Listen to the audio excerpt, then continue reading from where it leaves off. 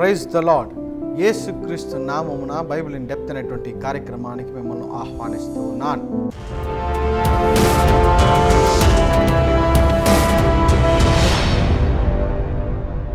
ఈరోజు అబ్రహాముకు ఇస్సాకు ఎందుకు ఆలస్యముగా 100 సంవత్సరాలలో అనుగ్రహించబడ్డాడు అని చెప్పి మనము తెలుసుకుందాం.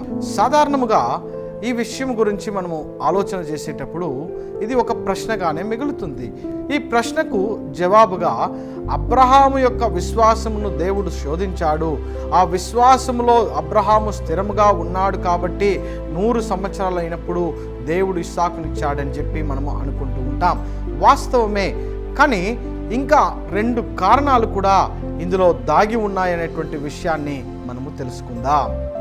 మొదటిది, ఆదికాండం 15వ అధ్యాయము 2వ వాక్యం నుండి 6వ వాక్యం వరకు మనము చూసినట్లయితే, దేవుడు అబ్రహామును పిలిచి తనకు ఒక వాగ్దానమును చేస్తూ ఉన్నాడు, ఒక మాట ఇస్తూ ఉన్నాడు.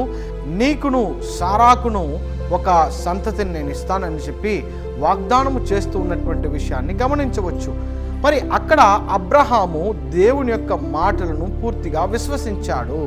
కానీ ఏమవుతుందంటే, రోజులు గడిచే కొద్దికి అబ్రహాము విశ్వాసముతో ఉన్నప్పటికీ కూడా శారా ఆదికాండం 16వ అధ్యాయంలో గమనించినట్లయితే తన దాసి అయినటువంటి హాగరును మరి అబ్రహాముకు ఇస్తూ మరి సంతతి కొరకు వీరు దేవునికి ఏదో సహాయము చేస్తున్నట్లుగా, దేవుని యొక్క వాగ్దానమును నెరవేర్చట కొరకు వీరు లాజికల్గా ఏదో దేవునికి సహాయం చేస్తూ ఉన్నట్లుగా ఆ యొక్క పనిని వారు చేస్తూ ఉన్నారు. అలా చేయటం అనేది నిజంగా దేవుణ్ణి నమ్మకుండా పోవటానికి అది సాదృశ్యముగా ఉన్నది. కాబట్టి దేవుడు మరింత ఆలస్యము చేసి శారా గర్భము ధరించడానికి ఎటువంటి ఆస్కారము లేనటువంటి స్థితిలో ఉన్నప్పుడు అసాధ్యమును సుసాధ్యము చేయగలిగినటువంటి దేవుడును నేను అని చెప్పి అబ్రహాముకు సారాకు అర్థము చేయించుట కొరకు దేవుడు ఆమెకు ఒక బిడ్డను ఇస్తూ ఉన్నాడు. మరి వారి యొక్క విశ్వాసమును స్థిరపరుస్తూ ఉన్నటువంటి కార్యములను మనం అక్కడ చూడవచ్చును. మరి రెండవది ఏమనగా కల్చరల్ చేంజ్, సంస్కృతి మార్పు. ఇక్కడ అబ్రహాము కల్దీయుల యొక్క సంస్కృతిలో పుట్టి పెరిగినటువంటి వాడు. ఆ సంస్కృతిని అలవాటు చేసుకున్నటువంటి అబ్రహాము అప్పుడే గనుక ఇస్సాకును దేవుడు ఇచ్చి ఉంటే ఆ కల్దీయుల యొక్క అలవాట్లు, ఆ యొక్క సంస్కృతిని అబ్రహాము ఇస్సాకు ఇద్దరు కూడా పాటిస్తూ వారు గడిచిపోయి ఉంటారు. కానీ దేవునికి ఒక నూతన సంతతి అవసరమై ఉంటున్నది. అది యేసుక్రీస్తు యొక్క పుట్టుకకు అవసరమై ఉంటున్నది. పరిశుద్ధమైనటువంటి జనాంగముగా దేవునికి కావలసి ఉంటుంది. కాబట్టి దేవుడు ఇక్కడ ఒక నూతనమైనటువంటి సంస్కృతిని అబ్రహాములోనికి తెస్తున్నటువంటి కార్యమును మనము గమనించవచ్చు. ఈ బైబిల్లోనే మొదట హెబ్రీయుడు ఎవరనగా అబ్రహాము. మీరు దీన్ని ఆదికాండము 14వ అధ్యాయం 13వ వాక్యములో హెబ్రీయుడు అనేటువంటి పేరును మీరు అక్కడ చూడవచ్చు. అయితే అబ్రహాము పుట్టుకతో హెబ్రీయుడు కాడు, కానీ అతను హెబ్రీయుడుగా మార్చబడినటువంటి వాడు. అయితే దేవుని యొక్క ఉద్దేశము వచ్చే తరము హెబ్రీ తరము కావాలి, హెబ్రీ సంస్కృతిని అందరూ పాటించాలనేటువంటి ఒక ఉద్దేశముతో దేవుడు ఆలస్యము చేస్తూ ఉన్నాడు. ఒక సంస్కృతి మారాలంటే 3 విషయాలు చాలా ప్రాముఖ్యమైనటువంటిది.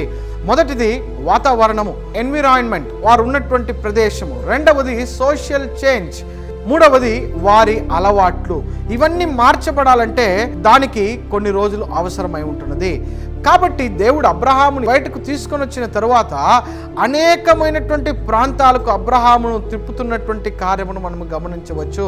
ఒక్క చోట ఉండడు అబ్రహాము, అనేక ప్రదేశాలకు ఆయన మార్చబడుతూ ఉంటాడు. అంటే దీని యొక్క అర్థం ఏమిటంటే, దేవుడు తన యొక్క సొంత ఒక సంస్కృతిని టోటల్గా మర్చిపోయేలాగా చేస్తూ ఉన్నాడు.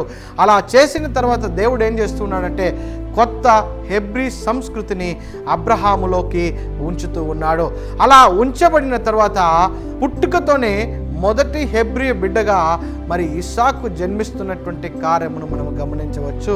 ఇలాంటి కల్చరల్ చేంజ్ని దేవుడు ఎదురు చూశాడు. మనకు అర్థం అవటానికి ఇస్సాకుకు ముందు వరకు కూడా సహోదరులను వివాహం చేసుకుంటూ ఉన్నారు. కానీ ఇస్సాకు కజిన్స్ని చేసుకోవటము మనము చూస్తూ ఉన్నాం. అంటే కల్చరల్ చేంజ్ అనేది అక్కడ జరిగింది.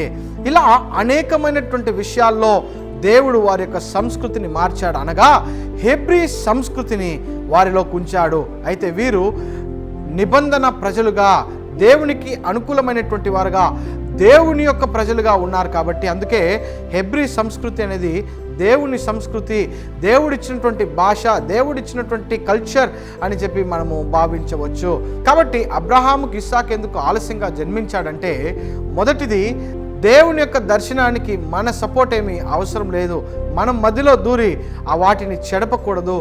రెండవది, అబ్రహాములోనికి ఒక మార్పు అవసరమై ఉంటున్నది. కాబట్టి ఆలస్యం చేసి ఆ మార్పు వచ్చిన తర్వాత హెబ్రీ బిడ్డగా దేవుడు ఇస్సాకుని ఇస్తున్నటువంటి సంగతిని మనము గమనించవచ్చు. కాబట్టి ప్రియమైనటువంటి వారలారా, మనలో కూడా ఈ రెండు కార్యములు జరగాలి. దేవుని యొక్క ఉద్దేశము ఇల్లాజికల్గా ఉన్నప్పటికీ కూడా మనము దాన్ని లాజికల్గా థింక్ చేసి దేవునికి ఏదో సహాయం చేసినట్లు దాన్ని చెడపకూడదు. రెండవది, మార్పు కోసం దేవుడు ఎదురు చూస్తూ ఉంటే ఆ మార్పును అలవాటు చేసుకొని ఆ మార్పు వలన కలిగేటువంటి ఆశీర్వాదములను మనం పొందుకోవాలి. దేవుడు మనలను దీవించును గాక. ఆమేన్.